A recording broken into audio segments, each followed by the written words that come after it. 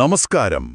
നമ്മളിന്ന് സംസാരിക്കാൻ പോകുന്നത് ഈയടുത്ത് കൊളംബിയയിൽ നിന്ന് കിട്ടിയെന്ന് പറയുന്ന ഒരു അത്ഭുത ലോഹഗോളത്തെക്കുറിച്ചാണ്. ബുഗാസ്പിയർ. ബുഗാസ്പിയർ കേട്ടിരുന്നു. അതെ, 2025 മാർച്ചിലിത് ആകാശത്തുനിന്ന് വീണു എന്നൊക്കെയാണ് വാർത്തകൾ. എന്താണിതിന്റെ സത്യാവസ്ഥ?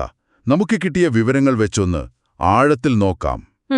സാക്ഷികൾ പറയുന്നത് കേട്ടാൽ വിശ്വസിക്കാൻ പ്രയാസം തോന്നും. വീഴുന്നതിന് തൊട്ടുമുൻപ് ഈ ഗോളം ആകാശത്ത് ഒരുമാതിരി വിചിത്രമായി ചലിച്ചുകൊണ്ടിരുന്നു എന്നാണ്. അങ്ങോട്ടും ഇങ്ങോട്ടും തെന്നിമാറുന്ന പോലെ. ശരിക്കും അതൊരു സാധാരണ ഉൽക്കാപതനം പോലെയല്ല അപ്പോ? അല്ല. അപ്പോ എന്താണ് ഈ വസ്തു എന്ന് നോക്കാം. ഏകദേശം ഒരു 50 സെന്റിമീറ്റർ വ്യാസം വരും. ഓക്കെ. ആദ്യം ഇതിന് 11 കിലോ ഭാരമുണ്ടായിരുന്നു. പക്ഷേ പിന്നീടത് 9 കിലോയായി കുറഞ്ഞു. അങ്ങനെയാണ് റിപ്പോർട്ട്. ഒരു മിനിറ്റ്, ഭാരം കുറഞ്ഞെന്നോ? അതെങ്ങനെ? അതാണ് ആർക്കും മനസ്സിലാവാത്തത്. പിന്നെ ഏറ്റവും ശ്രദ്ധേയമായ കാര്യം, ഇതിന്റെ പുറത്ത് ഒരൊറ്റ വെൽഡിങ്ങോ കൂട്ടിച്ചേർത്ത പാടോ കാണാനില്ല. ഒട്ടും. നല്ല മിനുസമുള്ള ഒരു പെർഫെക്റ്റ് ഗോളം. മനുഷ്യനുണ്ടാക്കിയതാണെങ്കിൽ പോലും ഇത്ര കൃത്യമായി ഉണ്ടാക്കാൻ പ്രയാസമാണ്. ശരിയാണ്. അതിന്റെ പുറംഭാഗം മാത്രമല്ല. ഡോക്ടർ ജോസ് ലൂയിസ് വെലാസ്ക്വസ് ഒരു റേഡിയോളജിസ്റ്റാണ് അദ്ദേഹം. എക്സ്റേ എടുത്ത കാര്യം? അതെ, അദ്ദേഹം ഇതിന്റെ എക്സ്റേ എടുത്തു നോക്കി. അപ്പോ കണ്ടത് ഇതിനുള്ളിൽ 3 വ്യത്യസ്ത ലോഹപാളികളുണ്ടെന്നാണ്. 3 പാളികളോ? അതെ, തീർന്നില്ല. ഏറ്റവും ഉള്ളിലായിട്ട് ഒരു ചിപ്പ് പോലെ തോന്നിക്കുന്ന ഒന്നുണ്ട്. അതിനു ചുറ്റുമായിട്ട് കൃത്യമായ അകലത്തിൽ 9 ചെറിയ ഗോളങ്ങൾ. 9 എണ്ണം? അതെ. ഡോക്ടർ വെലാസ്ക്വസ് പറയുന്നത് എന്താണെന്ന് വെച്ചാൽ, നമ്മുടെ ഇപ്പോഴത്തെ അറിവ് വെച്ച് ഇത് മനുഷ്യനുണ്ടാക്കിയതാണെന്ന് കരുതാൻ ഒരു തെളിവും കിട്ടിയിട്ടില്ലെന്നാണ്. അപ്പോ മനുഷ്യനിർമ്മിതമല്ലെങ്കിൽ പിന്നെന്താണ്?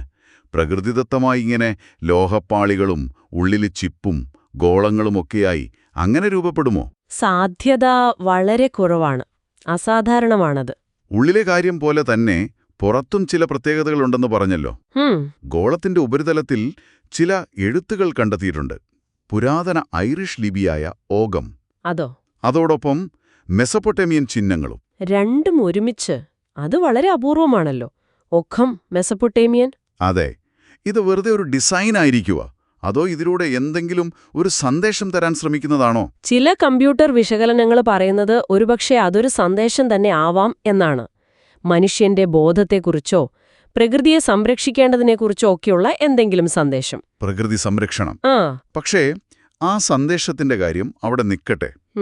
ഈ ഗോളവുമായി ബന്ധപ്പെട്ട് വേറെയും ചില വിചിത്രമായ സംഭവങ്ങൾ റിപ്പോർട്ട് ചെയ്തിട്ടുണ്ട്. ഓഹോ, എന്താണത്?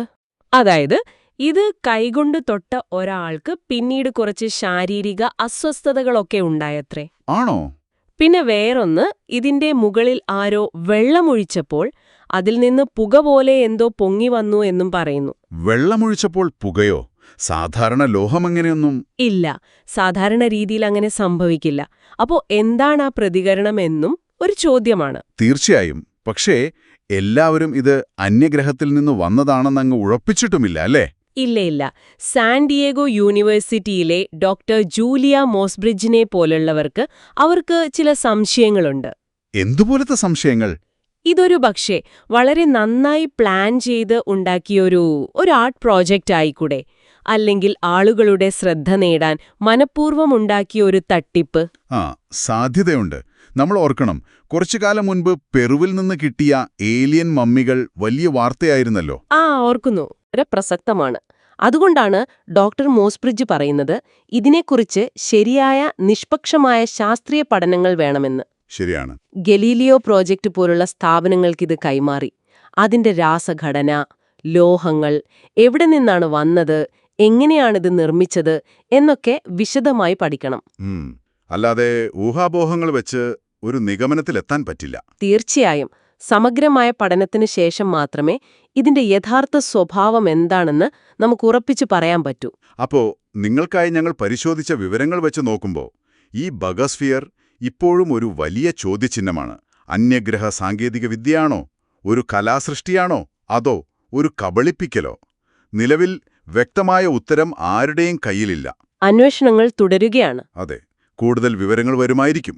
എന്തായാലും ഈ വസ്തുവിന്റെ ഉത്ഭവം എന്തുതന്നെ ആയിക്കോട്ടെ, അതിൽ ഒരുപക്ഷേ മനുഷ്യന്റെ ബോധത്തെക്കുറിച്ചും പ്രകൃതി സംരക്ഷണത്തെക്കുറിച്ചുമുള്ള സന്ദേശങ്ങൾ, അങ്ങനെയുള്ള സന്ദേശങ്ങൾ ഉണ്ടാവാമെന്ന ആ ഒരു ചിന്ത, അതുതന്നെ ഒരു കൗതുകമല്ലേ? ശരിയാണ്. ഒരുപക്ഷേ അത്തരം ആഴത്തിലുള്ള സന്ദേശങ്ങൾ കണ്ടെത്താൻ നമ്മൾ മനുഷ്യർ ആഗ്രഹിക്കുന്നു എന്നത് തന്നെ നമ്മളെക്കുറിച്ച് എന്താണ് പറയുന്നത്? നമ്മുടെ ഈ കാലഘട്ടത്തെക്കുറിച്ച്, ഭാവിയെക്കുറിച്ചുള്ള നമ്മുടെ പ്രതീക്ഷകളെയും ചിലപ്പോൾ ഭയങ്ങളെയും കുറിച്ചുമൊക്കെ അതെന്താണ് സൂചിപ്പിക്കുന്നതെന്ന് നിങ്ങൾ എപ്പോഴെങ്കിലും ചിന്തിച്ചിട്ടുണ്ടോ?